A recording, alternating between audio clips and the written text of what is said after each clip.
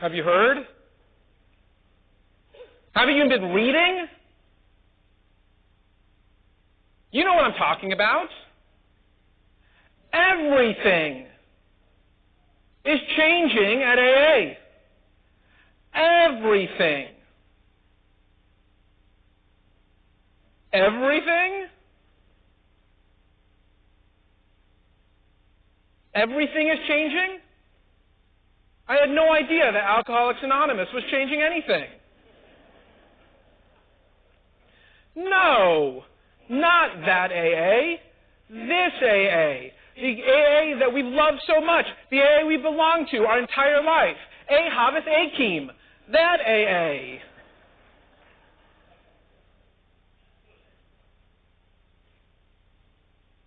Well, what are you talking about?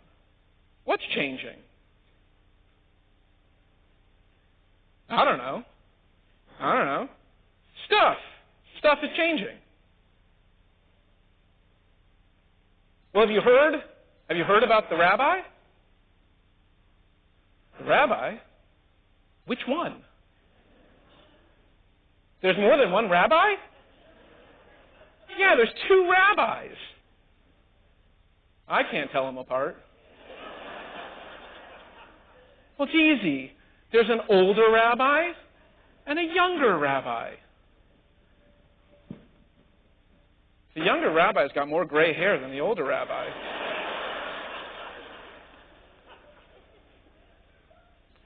You know, I hear that he dyes his hair gray. Why would he do that? Well, of course, discount tickets at the movie theater. Why not?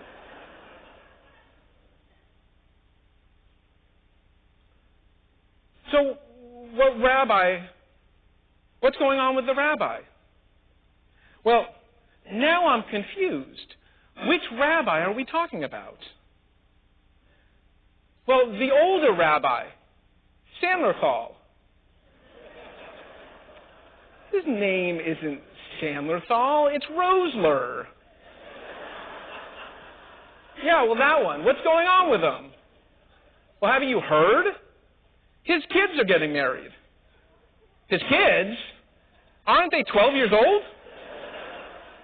Yeah, but they're religious. It's a different world out there. It's a new Jewish world. Well, you know, they're millennials. They could do whatever they want. Millennials? I thought they were from California. No. That's the gray-haired rabbi.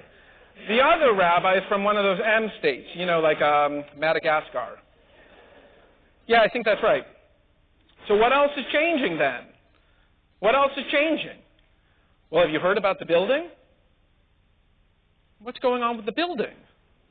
They're moving the building. They're moving the building? I hope they move closer to where I live. No. They're just going to move the building 3 feet. That's it. 3 feet? Why would they move the building 3 feet? Well, you know, it's part of the Capital One campaign. Capital One? Isn't Capital One a credit card? I don't know. What's in your wallet?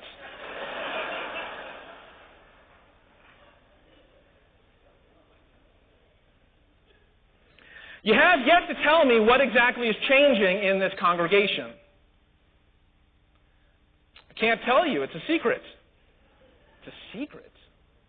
You mean like those secret doors in the Bima? Yeah, the ones where they play ping pong. I heard the rabbi's getting rid of ping pong. No. The rabbi's just going to recycle his old sermon jokes. Shana Tova, my friends. Shana Tova.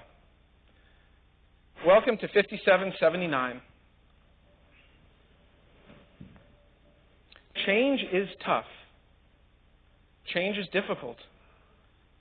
It's filled with fear. It's with angst. But my friends, you either change or you don't continue to be. You need proof of that? Call up the executives at Pan Am Airlines or TWA or Betamax home video, or Kodak film, or Blockbuster video, or Nokia phones. See what happens when you dig your heels in and you refuse to go with the flow of change. And even more than going with the flow, to get on top and to ride that change and to direct it to where it's going to go. Now, a friend of mine, a friend of yours, and a mentor of mine, Harry Major, taught me that change isn't always better, but better is always change. My friends, we could do better. We need to do better. It isn't just about losing a member or two. We could lose it all if we don't do better. But what does that better look like? What does that change look like? Does it look like this? Bringing Hollywood into the sanctuary? Is this what it is? This was just to get your attention. All this to get your attention. Because, my friends, we have come into this space year after year and been unable to hear, unable to see. We've looked at the Plinko board behind me, and we've, in our boredom, counted each and one of the gold divots. I know each one of you have done it. I watch your eyes as you do it.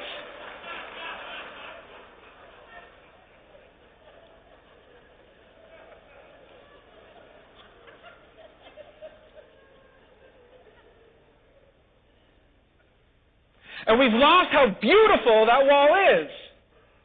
How awe-inspiring it is to sit and view such a colossal wall hanging above us. The beautiful ark. We've been staring at it. I just thought it was some psychedelic thing from the 70s. Turns out the beautiful star in the center. Until we lit it up, we didn't know. We're constantly staring down at the papers that you were given when you walked in, reading them for the 12th time, thinking that something's going to change in them, instead of looking up at the stained glass.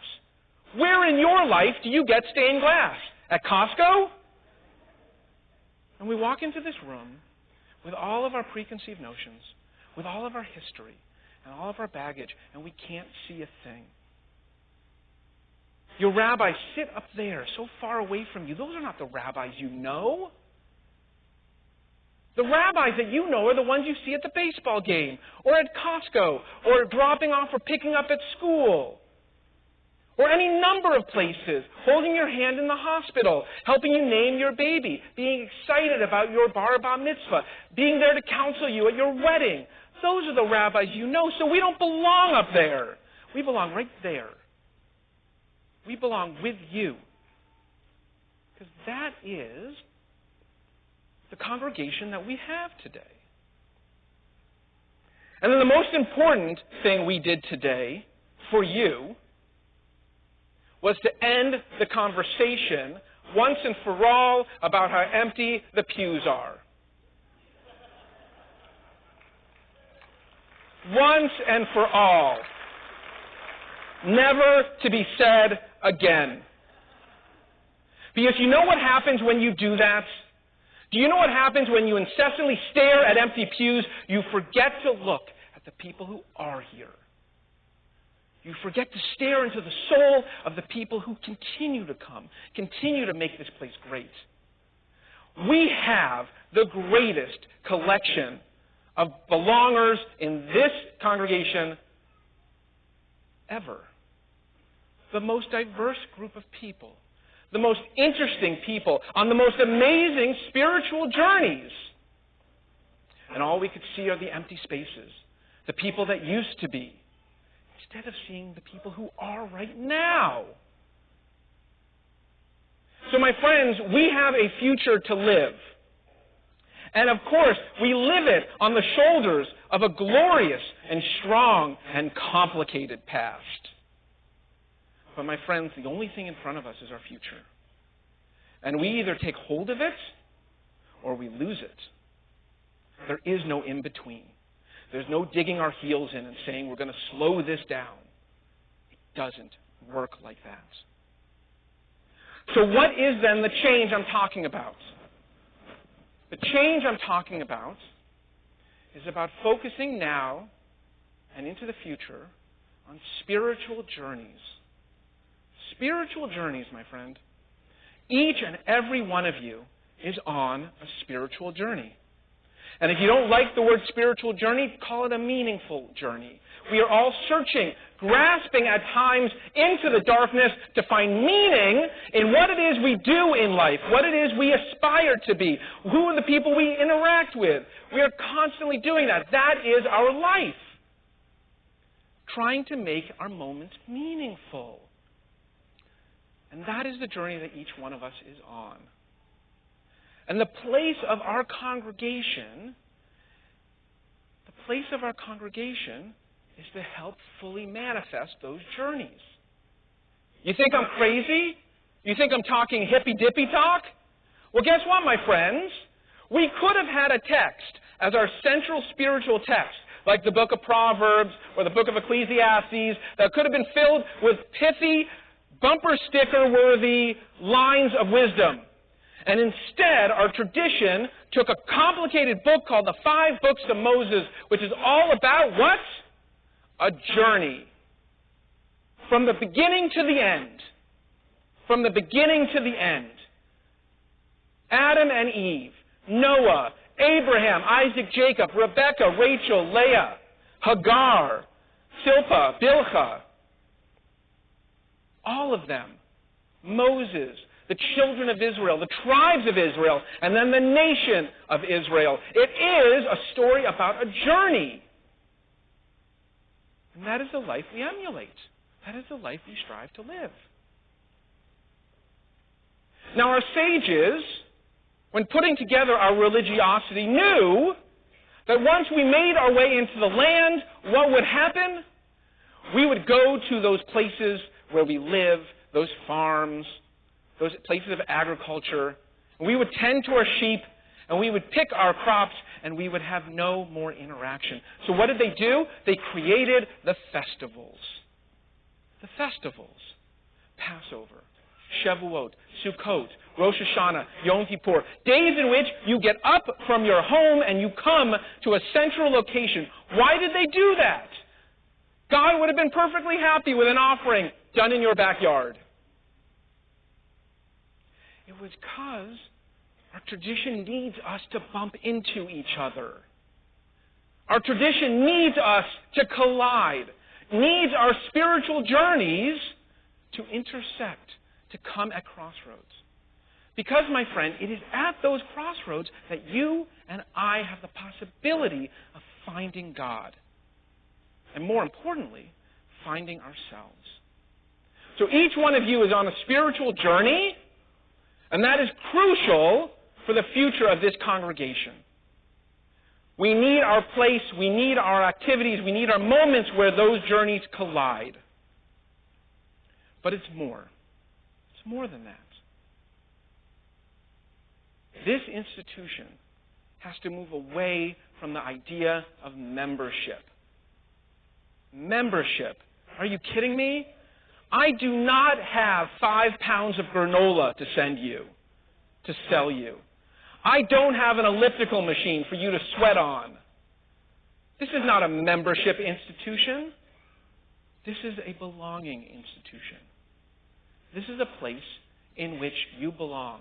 This is a place in which what belongs to you. Belonging comes with it responsibility. You must look into it, into the other, and see what it is their journey looks like. And at times support it, maybe even redirect it. And God willing, each and every one of us will take the power to inspire those journeys.